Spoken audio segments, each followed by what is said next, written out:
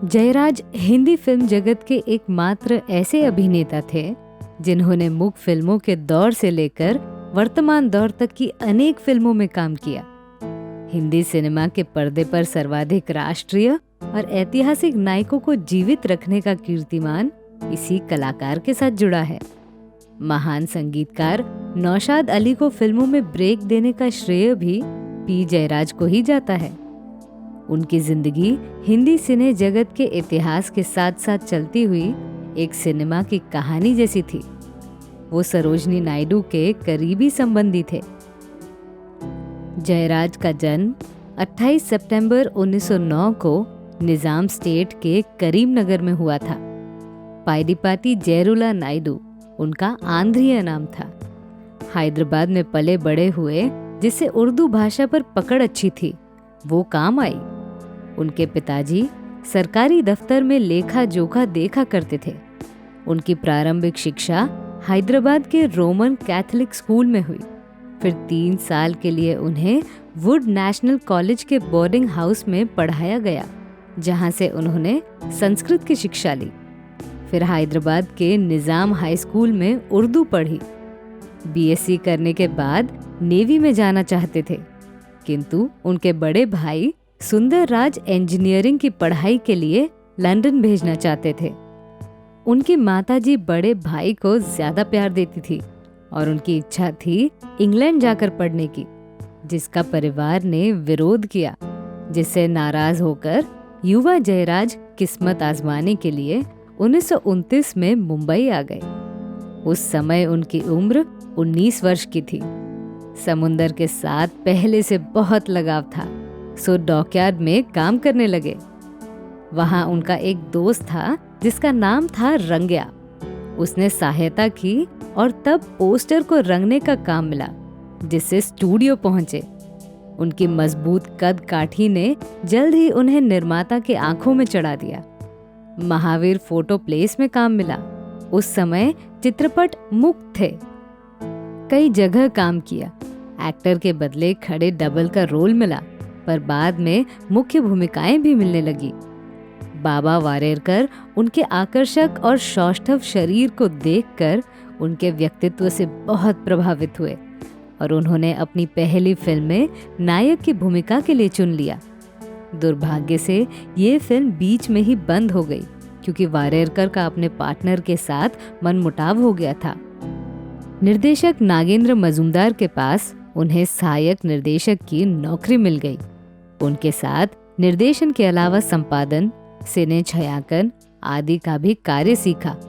दिलीप कुमार की फिल्म प्रतिमा का निर्देशन जयराज ने किया था, जिसकी निर्मात्री देविका रानी थी। फिल्मों में बतौर अभिनेता 1929 में नागेंद्र मजूमदार ने ही प्रथम फिल्म जगमगाती जवानी में ब्रेक दिया, जिसमें माधव काले नायक थे और जयराज सहायक। चूंकि माधव को घुड़सवारी और फाइटिंग नहीं आती थी, लिहाजा जयराज ने मास्क पहनकर उनका भी काम किया, जिसके मुख्य कलाकार में माधव के स्टंट सीन भी उन्होंने ही किए। उसके बाद यंग इंडिया पिक्चर्स ने 35 रुपए प्रति महीने, 3 वक्त का भोजन और 4 अन्य लोगों के साथ गिरगाम मुंबई में रहने की सुविधा वाला काम दिया। अब जीवन की गाड़ी चल पड़ी। 1930 में रसीली रानी फिल्म बनी। माधुरी उनकी हीरोइन थी। उसके बाद जयराज शारदा फिल्म कंपनी से जुड़े। 35 रुपए से 75 रुपए मिलने लगे। जेबुनिसा हीरोइन थी, जो हिंदुस्तानी ग्रेटा के नाम से मशहूर थी, और जयराज जी गिलबर्ट थे हिंदुस्तान के। एंथनी होप की film the prisoner of Zenda ही हिंदी फिल्म रसीली रानी के रूप में बनी थी। नवजीवन फिल्म्स के बैनर तले बनी नागेंद्र मजूमदार द्वारा निर्देशित वो फिल्म बहुत सफल रही थी। मुख्य फिल्मों के दौर में वो फिल्म कई सिनेमा घरों में 5 सप्ताह तक चली, जो उन दिनों बहुत बड़ी बात होती थी। मुख्य फिल्मों में तो जयराज के नाम की धूम मच चुकी थी। 1931 में जब आलम आरा से बोलती फिल्मों का दौर शुरू हुआ, तो उन्होंने भी बोलती फिल्मों के अनुरूप खुद को ढाला। उनकी पहली बोलती फिल्म थी शिकारी। 1932 में प्रदर्शित इस फिल्म में जयराज ने बौद्ध भिक्षुक की भूमिका निभाई थी और सांप, बाघ, शेर जैसे हिंसक जानवरों के साथ लड़ने के दृश्य दिए। बोलती फिल्म के साथ संगीत शुरू हुआ। कई कलाकार प्लेबैक भी देने लगे, पर 1935 से दूसरे गाते और कलाकार सिर्फ होंठ हिलाते, जिससे आसानी हो गई। अब सिनेमा संगीतमय हो गया। हम जोली फिल्म में नूरजहां और जयराज जी ने काम किया था। राइफल गर्ल, हमारी बात आदि फिल्में मिली। जयराज की लोकप्रियता देखकर बॉम्बे टॉकीज के मालिक हिमांशु राय ने अपनी कंपनी की फिल्म भाभी के लिए उन्हें बतौर नायक अनुबंधित किया, जिससे फिल्म जगत में सनसनी फैल गई। तब बॉम्बे टॉकीज बाहर के कलाकारों को अपनी फिल्म में काम नहीं देता था।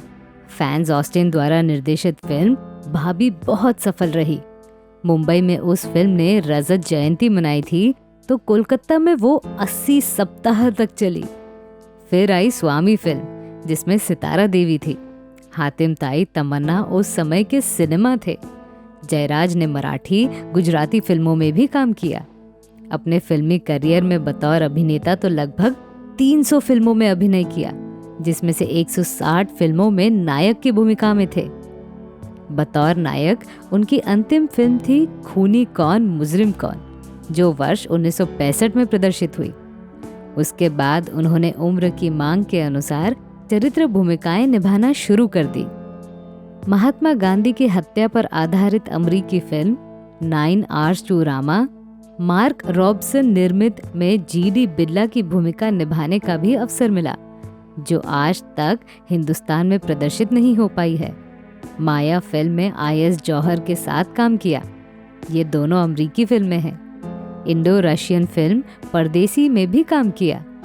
2 बार दुर्घटनाग्रस्त हो जाने के कारण चलने फिरने में तकलीफ होने लगी, तो फिल्मों से दूरी बनानी शुरू कर दी। एक फिल्म जयराज जी ने बनानी शुरू की थी, जिसमें नरगिस, भारत भूषण और खुद वो काम कर रहे थे। फिल्म का नाम था सागर। 1951 में सागर फिल्म बनाई, जो लॉर्ड टेनिसन की इनॉच आर्डन पर आधारित कथा थी। वो निष्फल हुई क्योंकि जयराज ने अपने खुद का पैसा लगाया था और उन्होंने कबूल किया था कि व्यावसायिक समझ उनमें नहीं थी। उनका बहुत नाम था सिने जगत में और कई सारे निर्माता, निर्देशक, कलाकार उन्हें जन्मदिन की बधाई देने सुबह से उनके घर पहुंच जाते थे। 1939 में अपने घनिष्ठ मित्र पृथ्वीराज कपूर के कहने पर उन्होंने सावित्री नाम की युवती से विवाह कर लिया। तब उन्होंने ही सावित्री के कन्यादान की रस्म निभाई थी। 1942 में उनका वेतन 200 रुपए प्रति महीने से बढ़कर 600 रुपए प्रति महीने हो गया। उनकी 5 संतानें थी, 2 पुत्र दिलीप राज व जयतिलक और 3 पुत्रियां जयश्री, दीपा एवं गीता।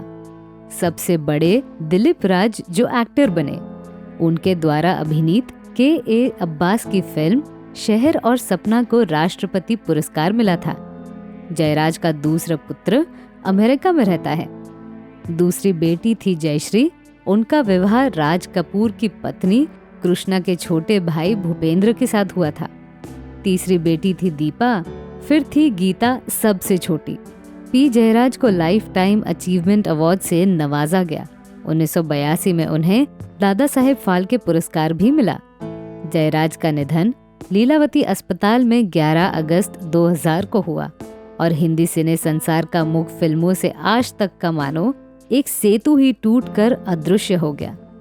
11 मुख चित्रपट और 200 बोलती फिल्मों से हमारा मनोरंजन कराने वाले एक समर्थ कलाकार ने इस दुनिया से विदा ले ली।